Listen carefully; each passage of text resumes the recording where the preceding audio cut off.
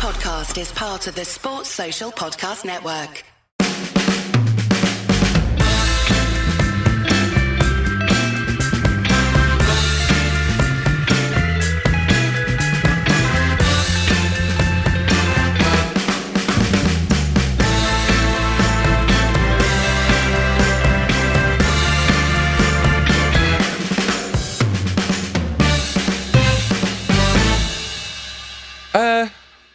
What a weird week. Couple of comfortable victories, but it turns out Yes. United are on the verge of trying to ruin football forever. What do you want to do first? Burnley? That's never an appealing prospect. Or European Super League stuff? Why don't we go with the big story of the day? Because I honestly, I mean, it was I'd say there's this old adage, isn't there, that you need a good day to bury bad news, and this coming out when United are playing Burnley is not the best day because it's never going to be that exciting. They should have buried it under a mega top of the table clash or something. I suppose. I don't think they were trying to bury it, were they? Because I had actually been given a heads up about this about 3 months ago, that this was going to be announced this season, and that it was really happening as an alternative to the Gazprom, rather than as an alternative to the domestic leagues. So we should say we're recording this at 6:30 on Sunday night. I'm sure an awful lot more will have probably come out by the time you hear this about the specifics and all that stuff. So this is a bit kind of slightly unfortunate timing, although I guess it would have been worse if it hadn't come out until after we'd finished recording this, and then everything we'd said would have been totally redundant, because it does look like the future of football is going to be radically different. So it's probably it's worth saying at this point that the most likely thing that's happening here is this is a bargaining chip, a very intense bargaining chip. I'll just give a précis for anyone that has not been up on what's happened. Something like 14 clubs, including 5 from England and then clubs from Italy and Spain, not France or Germany, have said that they are proposing to start a breakaway Super League a breakaway European competition from next season in replacement of Champions League status. And it would be something like 14 clubs set in stone and 5 clubs in and out, sort of a thing. Yes. Yeah, no, I think that's basically, I mean, there's some debate about whether there's 5 or 6 English clubs involved. And whether it's 11 or 12 have definitely signed up to it, and they're looking to get either 15 or 16 founder members, and then 4 qualifying each year. So basically a mostly locked in league with very little room for competition or relegation. Looks much more like MLS or the NFL or something like that.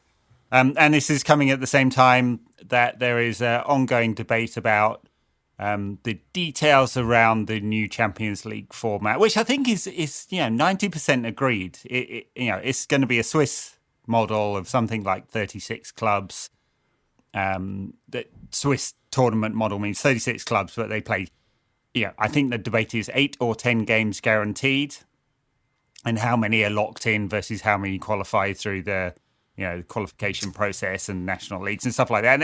And importantly, what is the share of finances? And it feels like this Super League is the nuclear button ready to be pressed if UEFA won't cave on giving both control of media rights and the bulk of the finances to the leading clubs. That's I don't think that's been explicitly said, but I mean I think we can assume that to be true, right?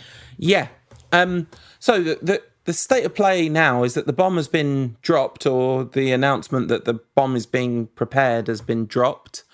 UEFA have condemned it and said it's time to act against these clubs serving their greedy unilateral interest or something like that. And it's like, feels like this is almost exactly what UEFA do. Pot, kettle, black, Spider-Man pointing at Spider-Man. Yeah, exactly. That's their reaction. The Premier League have said that they'll expel any English clubs or ban. I don't know if it was ban or expel any English clubs that participate in this. Although the idea that the Premier League would expel Manchester United, Liverpool, and Arsenal, never mind Chelsea, Tottenham, and City, it's completely fanciful. Yeah. They'd need 14 clubs to vote for it to start with because of the way the collective bargaining agreement is structured.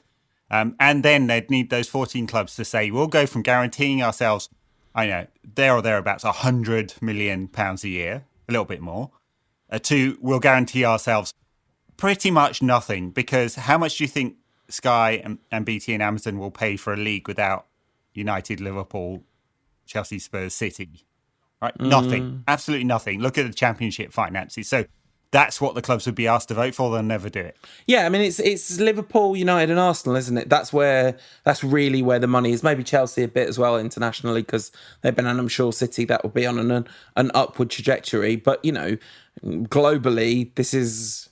You go to Africa, what you're going to see is Chelsea and Arsenal and United shirts, right? That's how this, and Liverpool, that's how this stuff works. Well, I was going to say, particularly different regions tend to have different relationships and associations. So, in the Far East, you'll see a ton of Liverpool and a ton of United. So anyway, that feels completely ridiculous for the Premier League to be using that as a kind of as their kind of reverse nuclear threat, because the clubs can just call their bluff and say, all right then, well we'll make this our only competition then in that case. And yeah, it does rather feel like the Premier League are the North Koreans here, threatening to annihilate the rest of the world with their nuclear weapons, and the rest of the world got some really big nuclear weapons. And that's the actual club. So the power is with the clubs, and whether it's the Premier League or UEFA, their competitions mean nothing without the big clubs, nothing at all. And so they will, if it comes down to it. And I'm just still assuming it's that, and it's not like a rugby splitting in the 1800s or the darts splitting whenever it's split between the two different darts bodies. That would be disastrous for the game. It would be less than the sum of the parts to have two different tracks. One track, a European Super League financed by private equity. The New York Times report today said they were talking to JP Morgan. I'm sure there's others involved in that. And, that could happen. It looked like Formula One or something like that. Yeah. And then another track with all the massive other clubs, which... For the fans of those clubs, let's be honest, this is terrible. I just want to be really clear. I think this is a terrible, awful idea, and it's against, the 125 years of history of the game, 150 years, and it's driven entirely by the greed of a very small amount of owners, and the desperation of, I imagine, the Spanish clubs because of their debts. And this is an awful thing. But I actually think for the fans of the rest, it's not that bad. It actually might make these leagues competitive and the football meaningful. I mean, you talk to fans of clubs that yo-yo between the Premier League and the Championship, for example. They probably enjoy the Championship more. It's competitive, good football. It's entertainment rather than getting pummeled by the big clubs. Anyway, that's a tangent. It's just to say, I think this is awful. And it's a disaster for football if we split into two different camps there, Formula One and the rest, or MLS and the rest, or NFL and the rest, or whatever model you want to use as the analogy. And so I imagine because of that, and I imagine everyone knows that we will get a UEFA announcement in the days or weeks to come, which is the reformatting of the Champions League, and it's 36 teams, 24 of them are guaranteed or something like that, with 10 games in the group guaranteed and then knockout after that, and it'll add 4 extra dates to the calendar and much more power to the big clubs and much more money to the big clubs. I'm assuming something like that. Yeah, I mean, I understand why you're pretty bullish in the assumption that that's what's happening, and I would definitely share that view, although we've never got to this point before, right? Right. So, first of all, I think we should make the unilateral decision to stop calling it a Super League and start calling it what it is, which is a franchise league, because that's what you're moving away from a promotion and relegation model. There's some lip service to that for a few people that are allowed a seat at the grown-ups table every now and again. Yeah. Oh, but that's not relegation, by the way. There's no relegation in this model. This is just promotion. Yeah. Rotating promotion. Right. So, but then those teams. Oh, okay. So, what do those teams have to do the next season anyway? I guess qualifies through their domestic leagues. I think. Right. So whoever wins the domestic league, or whoever finishes highest behind the big franchises, the Big 12 or whatever, yes, and some kind of qualification process. So Christ. Yeah. I mean, the thing about it is, I was thinking, well, that's me done. If that happens, I couldn't say, oh yes, I'm still a Man United fan if that happened. Like, I don't know how you would do that. I know that, the associations run deep and we've kind of weathered a bunch of stuff, and really the Glazer ownership was a kind of a line in the sand for a lot of people, and here we are, 15 years later, 16 years later, and we're still been doing a podcast for 11 years about them, and all of that kind of stuff.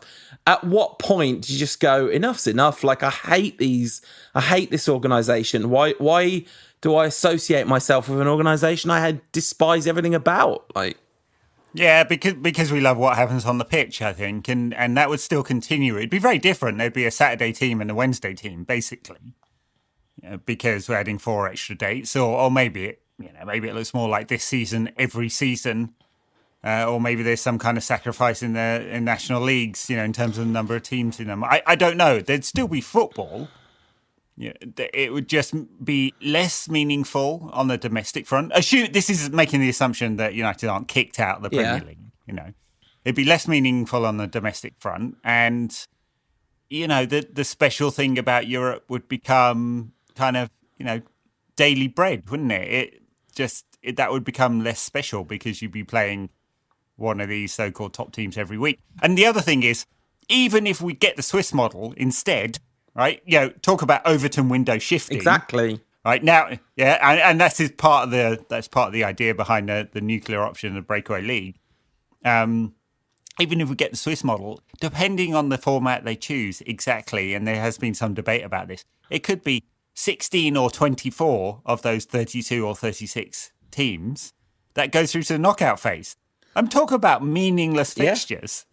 After about halfway through that league, assuming you've done okay, you're going to qualify for the next round. And I don't think they're talking about seeding the knockout stages either, so it doesn't matter where you end up. But this is exactly what I was going to go on to say, because my first point was about the Overton window. So I'm saying, you might feel differently about this, but for me, that's me done if the European Super League happens.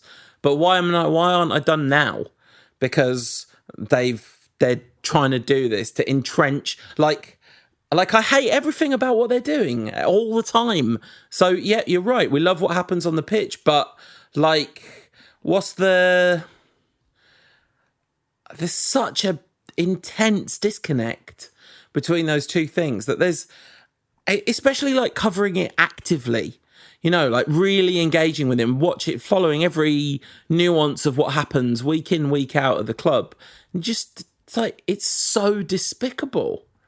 Yeah. I mean, I fully agree with you. I don't disagree with anything you say there. It's so despicable. I mean, it was despicable in 2005. Yeah. But I still feel myself, even though I hate it, and I wrote a lot of angry pieces about what was happening back then and for years afterwards, until I found life got in the way of writing all the time. I still feel the need to be engaged with it, even though I hate what I'm looking at and I really despise the owners and what this great club has become, and I wish deep down, even though I know it's unlikely to happen, that there was a different model, and by the way, we're talking as commentators, pundits, fans, customers of this club in some countries. So it's notable that the German teams aren't involved in this because the 50+1 rule means that the fans would have a real say in this. And in Spain, almost certainly for this big structural change, you would have to get fans voting on it at Barcelona and Real Madrid and Atletico. They're the third involved. And I can't see that happening. I can't see that happening unless there's a major, unless it's, Amazon in Alabama taking on the potential union. I don't know whether you're following that story or not. I'm trying to draw an analogy. Anyway, workers at an Amazon warehouse in Alabama took a vote to unionize, right? And it turns out 70% of them voted against unionization. And it feels like Turkey's voting for Christmas, right? But Amazon ran this massive campaign against the union, made it out that they were going to have to pay high dues and stuff like that. As anyway, they do. As they do. So unless the clubs really pushed it, that this will be great for us and a disaster if we don't do it, you can see Real Madrid fans and Barcelona fans voting against that. Anyway, that's down the road. But you're right. We don't get a say. We just get to talk about it, and maybe at some point talking about it is too much. Still, I don't know. It's a dark proposal, and it's despicable. And it's against everything that the history of the game, especially in this country, in England, is about. You can still have a fan engagement model when you have a franchise model. I mean, I look at the MLS, and some of those clubs are great about engaging the fans. The Sounders, near where I live now, great about engaging the fans. It's a multi-ownership model. Not involving fans, but multi-ownership model. Atlanta United, the reasonably new franchise, great about engaging the fans. Some of them are really good about doing that. Much better than the Glazer family have been with United. Given one interview in 16 years, they don't engage at all. Yeah, I mean, I've got the telly on in the background, and Delhi Capitals have just beaten. I was going to say Kings 11 Punjab, but this is franchise cricket, so their name's changed since last season. Punjab Kings. That's a franchise model that has been wildly successful. Drew a lot of criticism and ire from traditional arenas in cricket, and it turns out that when you have a franchise model that is for 2 months of the year, and you kind of collate a bunch of the best players from around the world, that's a different proposition altogether, isn't it? But that's obviously got phenomenal fan engagement. But it's just so gross, and football is completely gross, right? It's been completely gross for a long time. It was completely gross in a lot of ways in the days of millionaire industrialists owning clubs and paying the players 20 quid a week, and Jimmy Hill having to, campaign against the maximum wage cap and, all of these kinds of things. It was, football's never exactly been a sort of pure socialist utopia at any point. Well, not for a long time. Only in the early days. Exactly, yeah. Only in the early days when most of the clubs, especially in England, but in other parts of the world too, were formed of either Working Men's Association, United Railway Working Men's Association, or churches, Everton, or schools, or other community institutions. So, but that model didn't survive, and it was the industrialists that took over pretty quickly. United, when did it? 1902, right? So we've got 30 years of that model surviving, and then it was up to fickle owners, and it has been this sort of benevolent ownership model until the early 90s, when Spurs and United first listed on the stock exchange, and then they were public companies, and then the early to mid 2000s when the takeovers by overseas investors started happening, and now when private equity is getting involved, and these kind of private equity multi-club models now looks very much like a business, like private equity gets involved in the restaurant business, and they'll own Nando's and Gourmet Burger Kitchen and some pizza chain all at the same time, right? And it's not that different. It's not great business football, but, you can sort of work out the margins that could be made. And the more of that you guarantee, the better the business model looks for that kind of investment, for sure. Yeah, now I just want to preface what I'm about to say, especially for our American listeners, with what I'm about to say is not intended as a criticism of American people by any stretch of the imagination.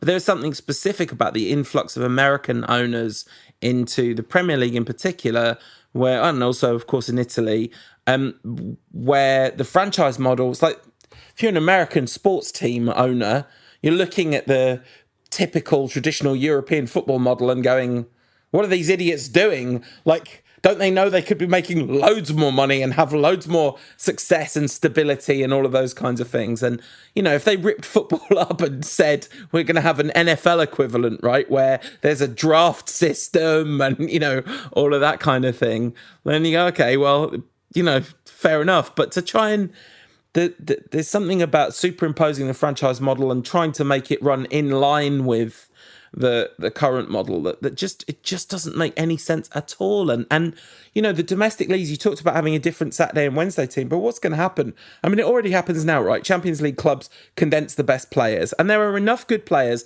and there's enough money in the Premier League in particular that you get really spectacularly good players at non-Champions League clubs for at least periods of time.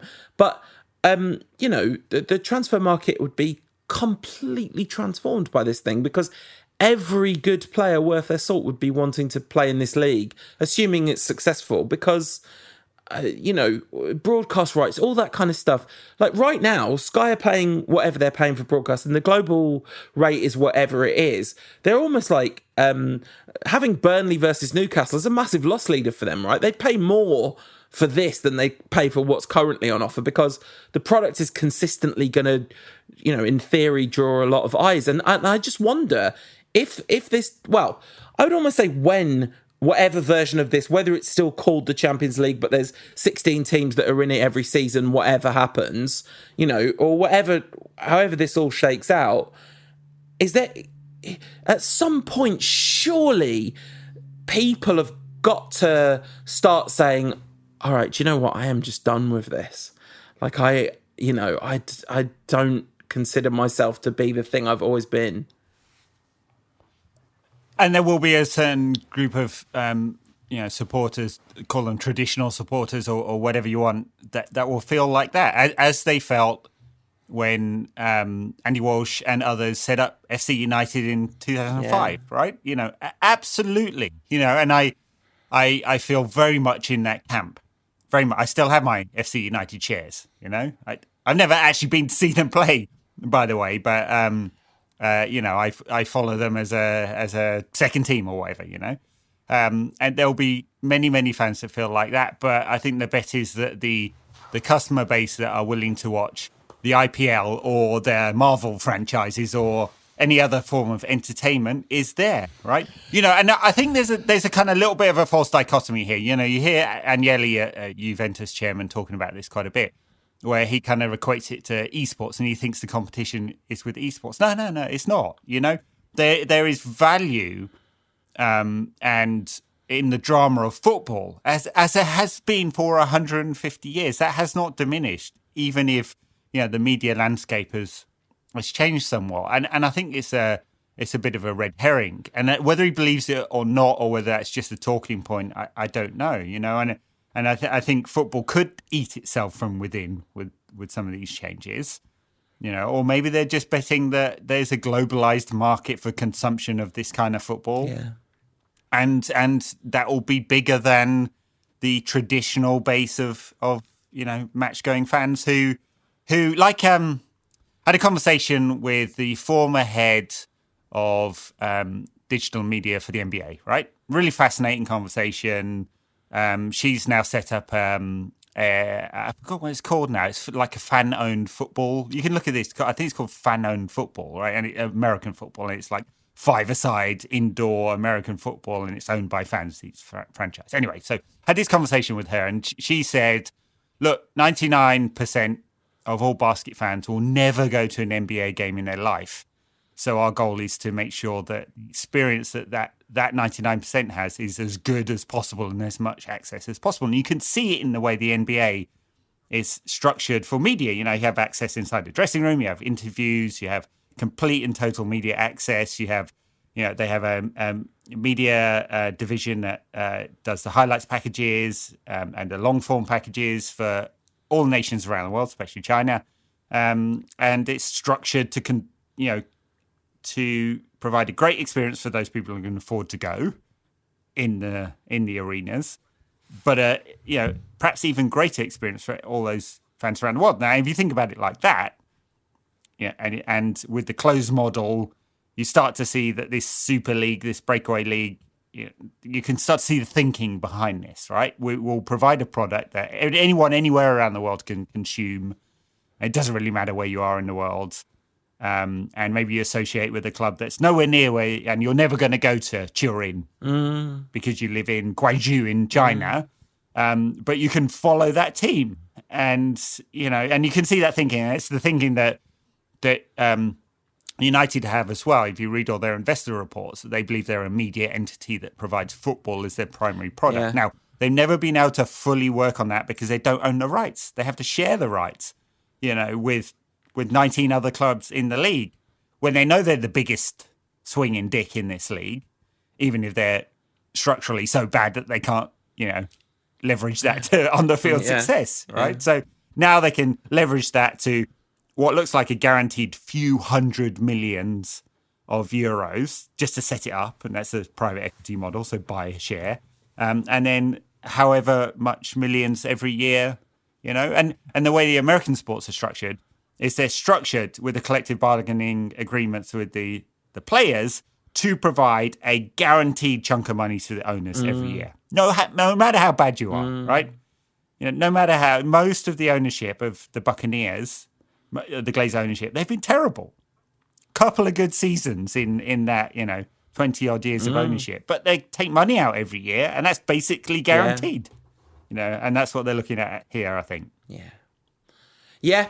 And you're right, I guess. I was just thinking as you were talking, like if you're 8 years old, then next season's the first season that you really pay attention to football. And Manchester United, the team that your family supports, or that you like the kit of, or whatever it is, or you like Marcus Rashford, or whatever it might be, they play in the European Super League. Okay, that's what they do. It's just that which seems a complete anathema to existing fans just is completely normal to the next generation of people that are just coming through. Even if you're 14 years old, it's like, oh, okay, you might have strong feelings about this, but equally, I guess you might well not. And you talk about the traditional fans, and there's often a kind of bit of a civil war between match-going Reds, and people from other parts of the world. And that stuff's horrible because, as we know, like there's plenty of people all around the world who are super duper dedicated to their association and fandom, So, and I'm sure that, broadly speaking, the people that are listening to this show all around the world are much more likely to be people who wouldn't want anything to do, who would kind of value the traditions of football or whatever, because that'd be part of their association with the club, is an association with the traditions of the whole thing. But yeah, I think Overton window is absolutely key, Ed, because I think you're absolutely right. It's like I keep working out where my line in the sand is with Man United, and if the Saudis had come in, that'd be really nice and easy because, I just don't want anything to do with that. This feels like it's in that territory. The Swiss model feels like it's in that territory. Just having these clubs destroying the fabric of the Champions League, basically stopping it from being genuine competition. And by the way, the whole thing is so... In England right now, we're talking about the club that's in second, the club that's in fifth, the club that's in seventh, and the club that's in ninth. These are the 5 teams that have shown up to be like the big dogs. Sorry to the 7 teams that are above us in the league, but actually we're the ones that matter. It's so anti-competitive, and for sport to have any meaning, it has to be competitive. A couple other thoughts on this. So, agree. Yes, sport has to be competitive, unless it's the franchise model and it's just it's limited run entertainment. So, what are my other thoughts? It's been a long time since the Champions League was truly competitive, right? Look back through the finals of who was the last surprise winner? Maybe Inter Milan in 2010, Liverpool. and Liverpool were and won the Premier League for 30 years, won the Champions League a couple of times, and but they're a traditional big club, aren't they? Right, so we're Inter, right? Porto, so the last even finalist that made it, and Borussia Dortmund. I mean, they get 80,000 turning up every week. I can't call them a small club, even if their finances aren't the same. Monaco, I mean, in the tax haven, are they the last small club? Porto versus Monaco in 2004. I mean, Bayer Leverkusen made the final a couple of years before that, when United should have. So the point is, there's not a huge amount of competition at European level either, right? This year's semi-finals are gas-fueled nation-state club versus oil-fueled nation-state club versus quasi-nation-state club that stole all its money from the people owner versus Royal Madrid, Franco's favourite team. The romance of the Champions League, folks. I mean, this will be an extension of what has happened anyway with consolidation. And I'm not trying to give the devil's advocate argument for this. I'm just saying it's a consolidation of the same in a way. And your point about it's first versus third versus seventh versus ninth or whatever, yeah, absolutely. And that's exactly why they want this, The vagaries of competition. No way a business model stands up to that. It's that's no good at all, is it? And okay, so we take the nation state capital out of this, which is, because last season we had PSG versus Bayern in the final, which is a team that is owned by a gas-powered nation versus a team that is 50% funded by them, basically. But there is something about the big teams being in and around the top echelons of the Champions League. It does shift and change which big teams in particular it is. I mean, we talked this season about how we could have had 10 in a row for Celtic, however many in a row for Juve. I think 10 in a row for it 10 would have been for 10. Juve. Yeah, sorry, I meant to say however many for Bayern, and it would have been 10 in a row for Juve. But Rangers won the league in Scotland. Juve, I don't know who's going to win the league in Italy, but it definitely isn't Juventus. It's like Inter.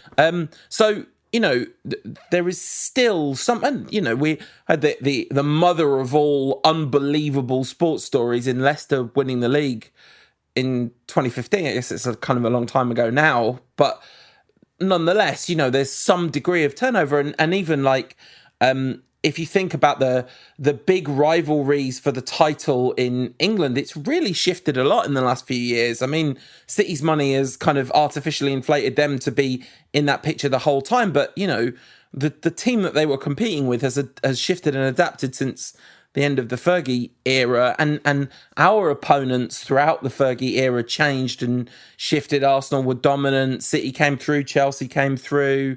There was Newcastle, Blackburn. These have been the teams that have competed, that we competed with. So there's at least some degree of mobility, but I think it is probably fair to say that's been reducing and reducing and reducing as more and more and more and more money's come into fewer and fewer and fewer clubs. And by the way, one other proposal, and I don't know whether this will form part of the European Super League or the breakaway league or not, is that there was some talk about limiting transfers between the franchise teams, right? And that is to take down the cost of those transfers. And of course, all the players will want to play in that league. There'll be consolidation of those players. Any good players that are in non-guaranteed teams will float up to the guaranteed teams because all the money will be there. But if they stop the transfers or limit the transfers between the teams in some way, they limit the amount of cash, and especially the amount of cash bleeding out to agents. And they, more importantly, increase the amount of cash that's retained within the business to give to owners or pay off the debt if you got 1.2 billion euros worth of debt and you're Barcelona. Yeah. £400 million worth of debt, and you're Man United. Well, it might have gone up a bit recently, actually, again. Yeah. So, having talked... But there was apparently some football this past having week as talked well. about super grim stuff, let's talk about Burnley. Listen, Whoa. at the end of that game, Martin Tyler said nothing super about Manchester United's performance there, because it was a great Super League pun. I could not disagree with him more. Like, there were flaws in that performance, but for a team that's played 2 games a week every single week all season, literally, this is the first week that we're going to have a midweek off since the start of the season. A team that hasn't beaten Burnley at home for 5 years, that's really struggled against any team that sits deep. We beat them 3-1. 2 of our 3 goals were excellent. A lot of their good chances, in inverted commas, actually they got those chances because they were offside. And their goal was a foul on Maguire if Maguire's was a foul on them in the reverse fixture earlier in the season. So, right. I'm not having it. I thought we were, especially in the second half, I thought we were really good. Yeah, no, and I think it's important to point to that context. United played on Thursday. Most of these players played on Thursday. And Burnley didn't have to play a midweek game. And so they've had all that prep time. I mean, United will have had 1 extra training session because they played at home on Thursday. But the away games, they're returning in the middle of the night on a Friday. We'll have basically a warm-down training session on a Friday and a team meeting on the Saturday before the game. They have no, I think Andy Mitten was talking about it on the Talk of the Devils podcast, that some games, the backroom staff are having to give preparatory notes on the team bus heading to the game. Well, Ole said in his pre-match presser that basically they've just been coaching team shape and stuff in games because he hasn't been able to do anything on the training pitch at all. Yeah. Wow. I mean, 50 games so far this season for Bruno, for United. A couple extra for Portugal. 48 games for Marcus Rashford, plus a couple of internationals. Missed this recent international break, otherwise it'd been even more. These players are knackered. And I think in that context, it was a very good performance. The weaknesses were obvious, right? Burnley sat back, made it difficult for United. United moved the ball at pace to start with, but then it slowed down and it was difficult for, earlier in the game for United to create those chances from wide areas. Eventually they came, and Luke Shaw was really excellent. Created 6 chances in this game. Was excellent at providing that width and penetration, which is important in the system United have with those sort of inverted forwards.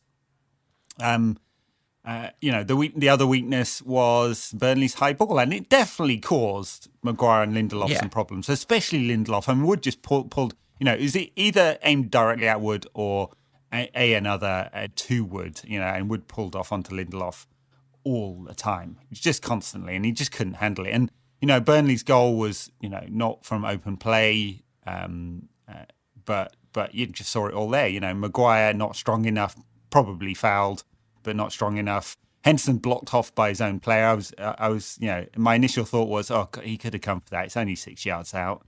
But Shaw's blocked him off, and so he stayed on his line.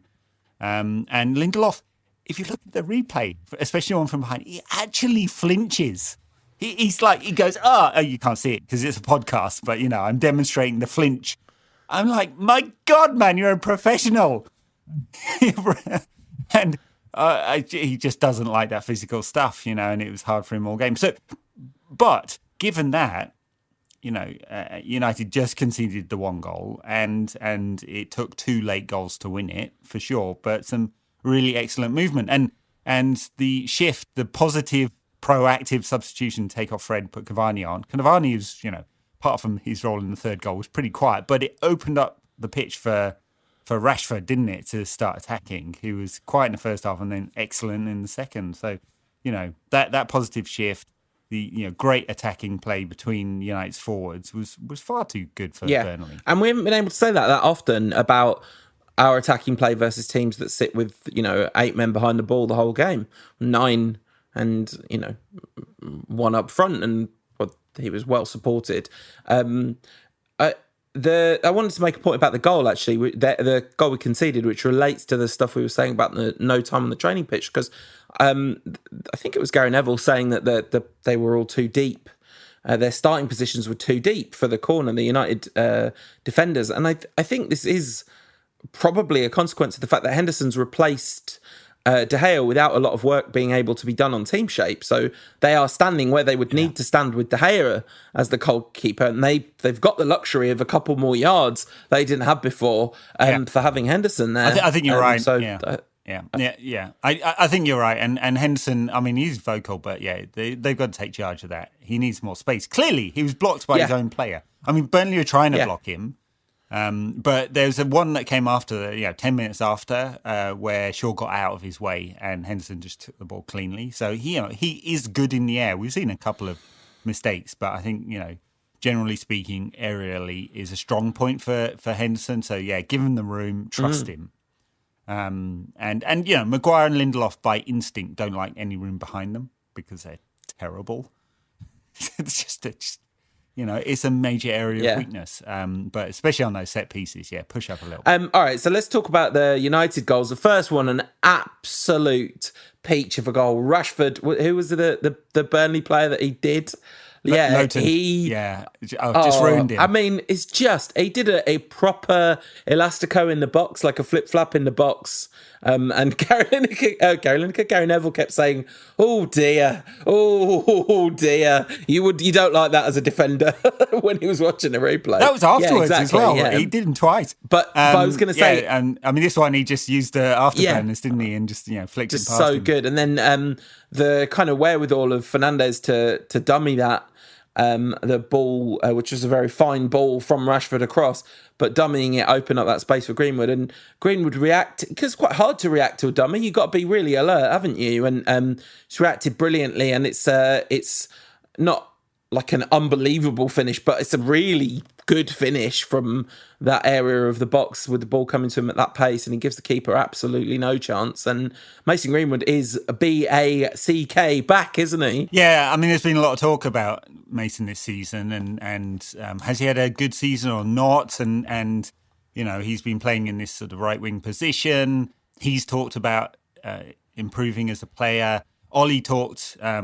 Was it a couple of weeks ago that the goals were about to come, and it's just the raw talent, the ceiling for Mason is just so high. He's just got everything. I mean, he's not going to be Lionel Messi dribbling past five players, doing a couple of one-touch, off the wall passes with teammates and slamming it in. That's not his game, but in and around the box, absolutely lethal. I mean, he scored a brilliant goal against Spurs last week when the defender didn't know whether he was going to go inside or outside, because it doesn't matter.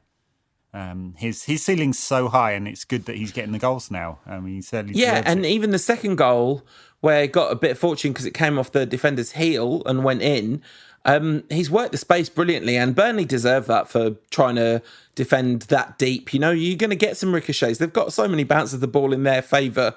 They deserve one or two of those. Didn't feel like a ridiculous fluke. It was a shot on target, and it clipped the defender's heel and beat the keeper that way. I mean, I have zero sympathy for Burnley anyway.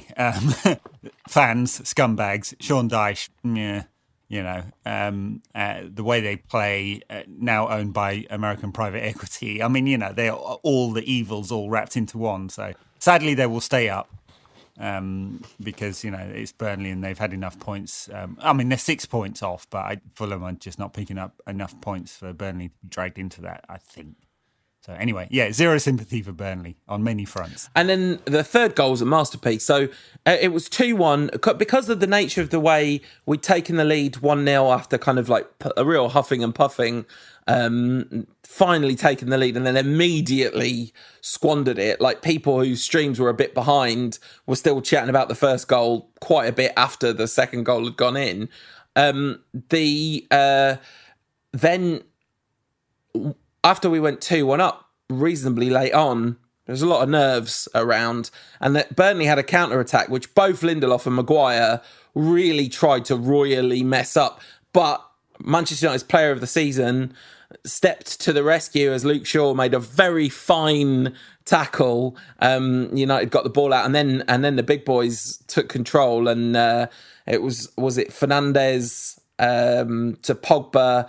Pogba slid it in, and then it was knocked out wide through the through ball to Van der Beek, and an absolutely beautiful ball from Van der Beek to Cavani. Just perfect all round. Well played. Oh yeah, Pogba found Greenwood, right, and Greenwood's ball found Cavani. Like that not Cavani. Right. Yeah, Cavani. The through ball. Donny. Cavani was involved. Donny. Greenwood finds Donny Van der Beek, and Van der Beek slides it in. Yeah, Cavani finds Greenwood. Right. Greenwood finds Van der Beek. And who then finds Cavani again, and he scores. Yeah, exactly. And it looked like it could be offside at any phase of that, but Donny just about held his run, and Cavani's behind the ball. So, beautiful goal. Walked it in. Hate to say it, but sort of a City style, with a bit of United counter-attack flair there. Lovely goal. Things you love to see, which was, and it kind of wrapped up what was a good performance. I think there was, difficult moments in this game for sure. And as you said, haven't been them at home for 6 years. They are, and they caused us a fair amount of trouble. But XG is basically 3-1. Nice. Yeah, there you go. Yep. 2.92 to 1.07. Change either way. Strong performance from United, especially coming with no prep time. Now they've got a week off. The only thing that was a downer, I was kind of hoping, given all his injury problems, that Marcus Rashford would have a full day off today. He got 15 minutes off at the end or something. And he's got a week now, but 10 days would have been even better for what there are. We hope 9 more games to come after this, 6 in the Premier League and 3 he was so crucial though, and he looked on it today. He did look a bit better today, I thought. I don't mean better quality wise, although that too. I meant just physically, he looked a little bit. He looked shattered at the end, but having half an hour off in midweek clearly did him some good. I don't know. Mason Greenwood also missed an absolute sitter, didn't he? The one, he was 4 yards out and Rashford knocked the ball into it, and that was at 0-0. He didn't miss it. He just didn't make contact with the ball. Won't register on XG that one, but I was thinking it was the XG chat that made me think about it, because it was a huge opportunity that didn't happen. But and we are now also City lost, and so they lost in the league, and then they lost in the FA Cup. So maybe City are about to collapse is happening. Collapse is happening, lads. The title's on. Full Devon Lock at this point. It would be absolutely. I don't believe it. What are 538 saying? They've got to be 99 It's more. It's less than 1%. Locked on. It would be amazing, but hey, 100 to 1 shots do come in. Yeah, we're 8 points behind with 6 games left in the season. There's plenty of propensity for United to drop points too, and that's the other side of the equation, which seems a challenging one. Leeds are up next, and then, look at this for a mouth-watering fixture list. Leeds, Roma, Liverpool, Roma, Villa, Leicester, and then, a couple of gimmies at the end in Fulham and Wolves. We hope. How are we calling those gimmies? Honestly, Wolves. How are we calling? Have we ever beaten Wolverhampton Wanderers? Maybe we have. I don't know. Maybe we beat them this season. I have no idea. I remember last season drawing with them 1-1 and playing them 100 times, and it's all just one game. It really does all blend into one. Just so many games. It's United's 50-something game of the season. It's unbelievable amount of football having been played and condensed into such a short space of time. And there's just we talk about it all the time, but they're going to get a week off before the Euros and a week off before the start of the new campaign, because that's got to start fairly early, 7th of August, I think it is. And then we run through to November, World Cup, finish the season, and then we all get a break in the summer of 2022. Unless that's when the compromised franchise league starts up. Yeah, that's what I was just thinking. The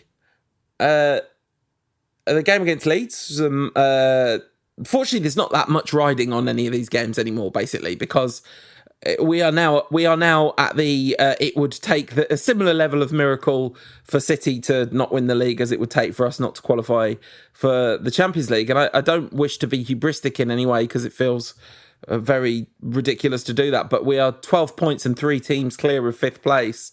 With not that many games left to go of the season. We talked about this at length last week, that the maths checks out very much for United to have basically been qualified for the Champions League, and that 3-1 win today was absolutely massive in that regard as well. So I think it's more than a Devon-lock. Yeah, would have to happen to United to collapse from here, and I just don't see it. Even if some of those games, are tough on paper. I mean, I think the bigger question is it's 10 points to Leicester. Leicester have a game in hand, but they're dropping points. So 10 points to Leicester. Is second place already locked in? I guess it's bordering on. We'd have to really mess up not to get second now, really. Let's say Leicester win their game in hand, although given their recent form, it's not exactly guaranteed. That would be that'd be a 7-point gap which is not unassailable if United kind of mess up, but it was going to take a big mess up for us not to be second, which is in a way just in terms of the Premier League as a whole, relegation is done. The team that wins the league's done. The team that finishes second is probably just about done.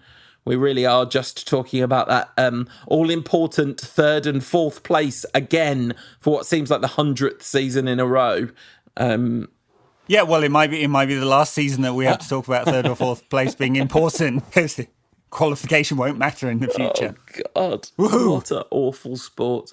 It's awful. It's just awful. Like, the game is great. That Messi goal, right?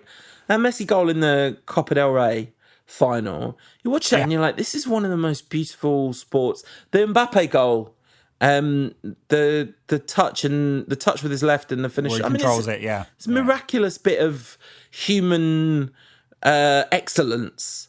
But I mean, I was being a cynic in the WhatsApp group, but part of my brain did say, well, Messi goal, I've seen that like 100 times. Several people said that to me. You're almost immune to how brilliant he is. That, at the age of, 33 or so, he's still doing that. How's he still got the fitness to still come up with this stuff? And then Mbappe should hit it with his left. I mean, first time with the left, really.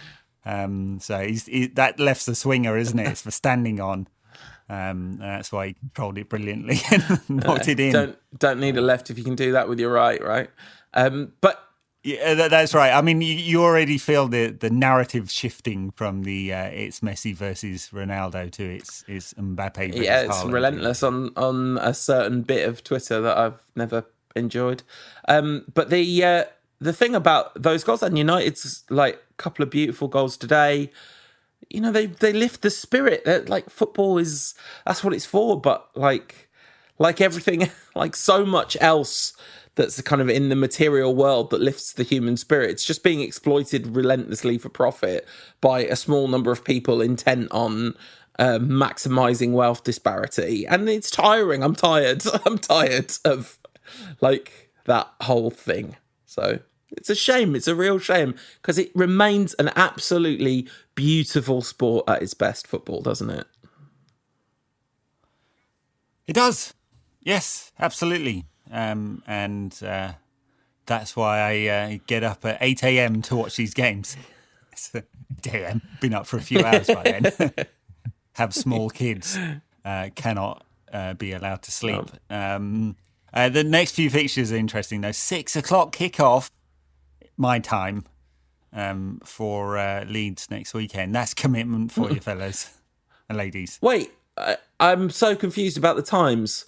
Aren't evening kickoffs easier for you? Oh no, the Leeds game, did you say? Oh yeah, okay. That's what time. Leeds what time's that kickoff in the UK? Is it at 1 o'clock, 2 o'clock sort of thing? I think that would be 2 o'clock. Right.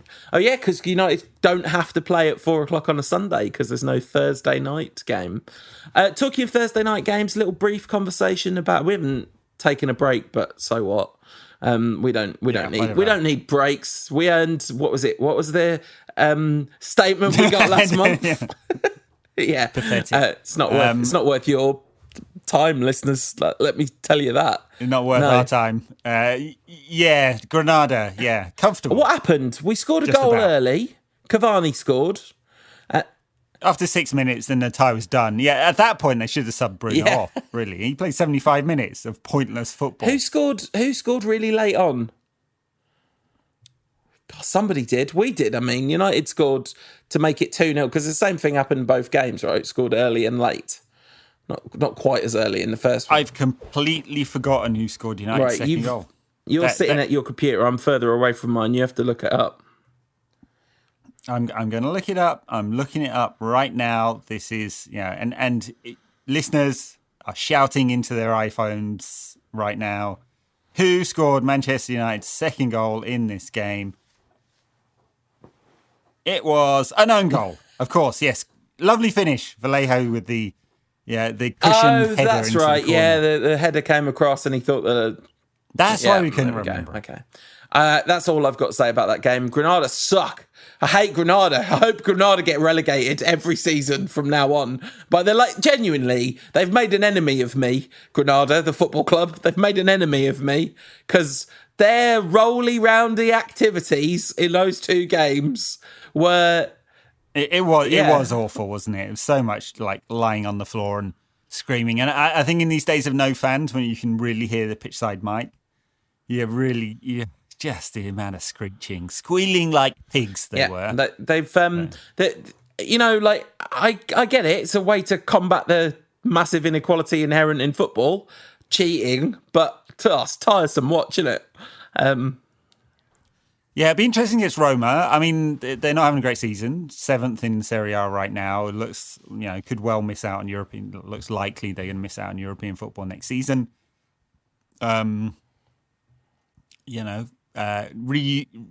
Reunion with Chris Smalling. Are we looking forward to that? Yeah, he had a rough time this week. His family were... He got robbed, I mean, it's not just... Getting robbed is bad, but, armed robbers coming in when you're in the house is that's about as bad as it gets.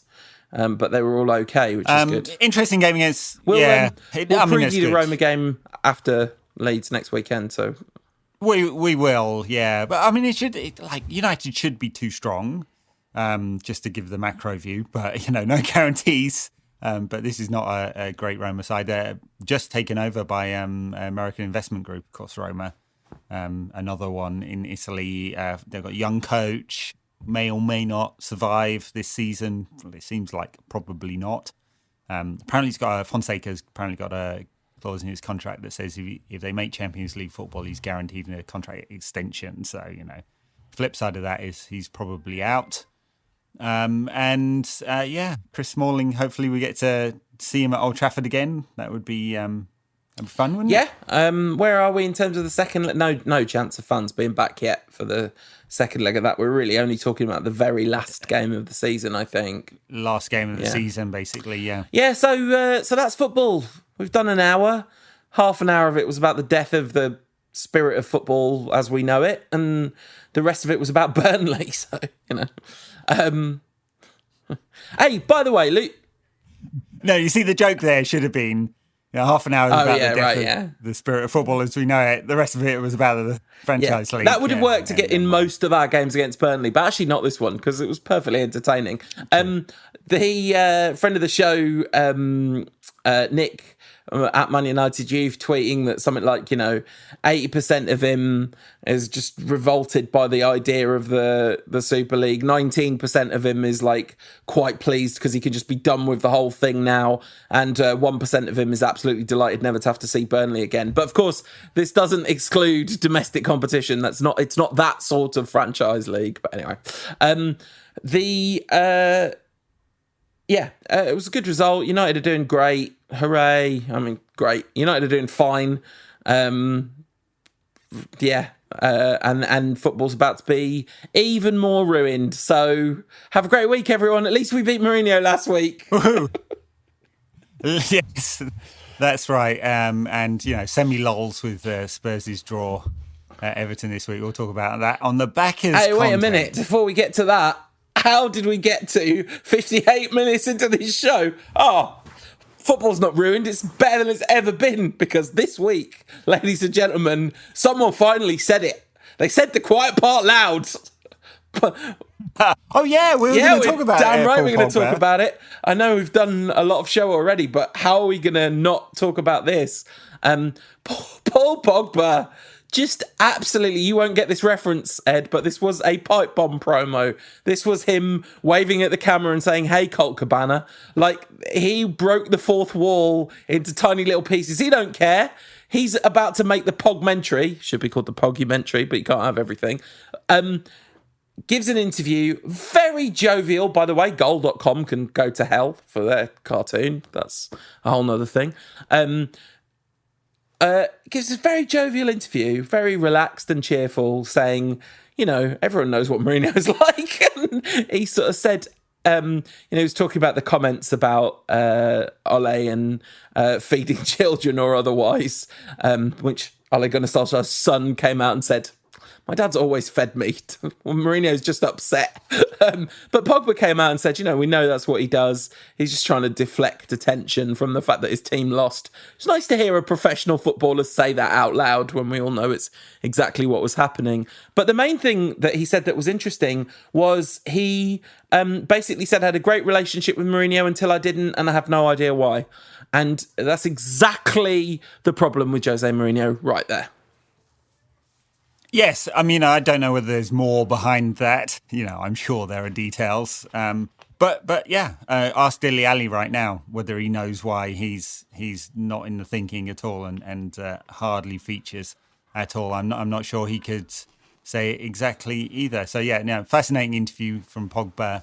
Not angry, very jovial, laughing about it, and screw Mourinho, screw him. He's a cancer on the game. Yeah. Much like the franchise league like that's the rest coming of the up. Game. He belongs. He should manage one of those franchises, unquestionably made for each other. But he won't get the job because he's useless. He said, "I don't care what that man says. I don't care a damn," or something like that. I'm just like. And then Goal.com made this. Did you see that Goal.com cartoon that they deleted? I haven't. It's absolutely disgusting. It was about Mourinho saying, I don't care what he says.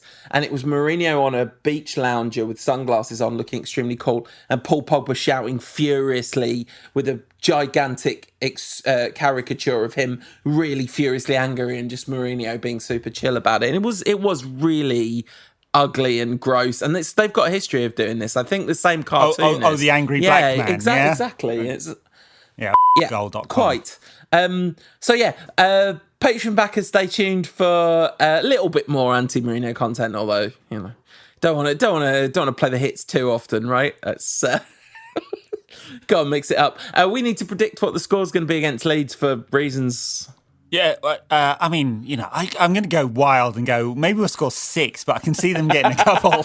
They've been in reasonable form. I don't know what they did this week, but they've been playing well, and they were really good against Man City last weekend when they won that game. But they showed a different side of themselves. I just don't think you could take this game for granted by any stretch of the imagination. It's a really good game to have a week off in advance of, I'd say, because it's going to be pretty high intensity affair, and it would be really upsetting to lose our amazing away run to Leeds. So for emotional reasons, I'm going to predict a 3-0 win to Man United.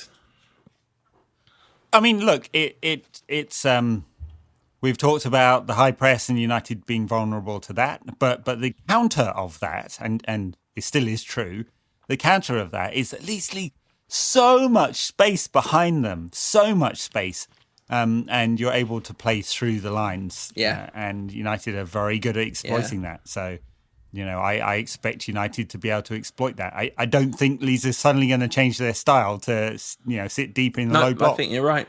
Even if they did that quite well against City, I mean, they did it until they didn't, and they couldn't stick with it any longer, and they went and won the game as a result. But I expect there to be space for United, and I think we'll see some goals, and we've got some prep time for that and some rest time, and so I'm going to go for 3-1 to United. I think that's it. That's a very reasonable prediction. So thanks everybody for listening. Hope you enjoyed the show. At Patreon backers, do stay tuned, obviously. Why would you just turn it off? You wouldn't back the show, have it in your RSS feed, get to this bit and go, oh no, I'm not going to listen. Because I always feels, because we take a break between recording, it always feels like they're two separate shows. But if you're actually signed up to the Patreon, it just feels like one show. So anyway, I'm going to shut up about that now. And everyone else will see you next week. All right. Have a good one, everyone. Bye now.